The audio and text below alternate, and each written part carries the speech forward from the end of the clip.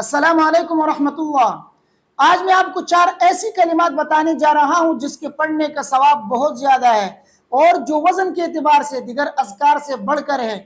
جتنا ٹائم آپ دیگر اذکار کے پڑھنے میں لگاتے ہیں، اگر آپ 3 مرتبہ یہ 4 کلمات صبح کے وقت پڑھیں گے تو یہ 4 کلمات وزن کے اعتبار سے ان دیگر اذکار سے جو ہے بڑھ کر ہوں گے، ثواب کے اعتبار سے، وزن کے اعتبار سے اس سے زیادہ ہوگا۔ اب وہ 4 کلمات کون سے ہیں تو میں آپ کو دلیل کے ساتھ حدیث کی روشنی میں آپ کو بتاتا ہوں۔ ویڈیو کو آخر تک دیکھیے اور میری باتیں غور سے سنیے گا۔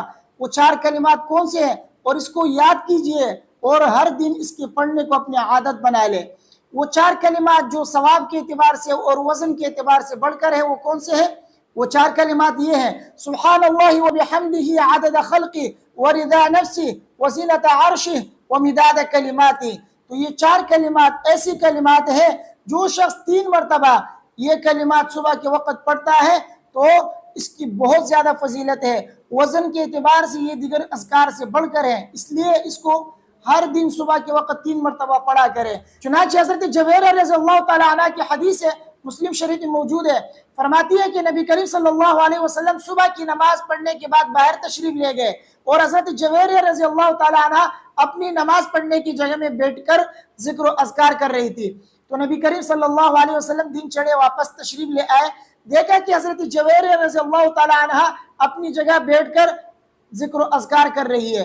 تو نبی کریم صلی اللہ علیہ وسلم نے ان سے فرمایا کہ کیا تم ابھی تک اسی حالت میں بیٹھی ہوئی ہو جس حالت میں میں آپ کو چھوڑ کر گیا تھا؟ تو انہوں نے کہا کہ جی ہاں، میں ابھی تک ذکر و اذکار میں مشغول ہوں اور وہیں پر بیٹھی ہوئی ہوں۔ تو نبی کریم صلی اللہ علیہ وسلم نے فرمایا کہ میں تم سے جانے کے بعد میں نے 4 ایسے کلمات 3 مرتبہ پڑھی ہے کہ وہ کلمات جتنے آپ نے صبح سے لے کر ابھی تک ذکر و اذکار کیے ہیں وزن کے اعتبار سے ان سے بڑھ کر ہیں۔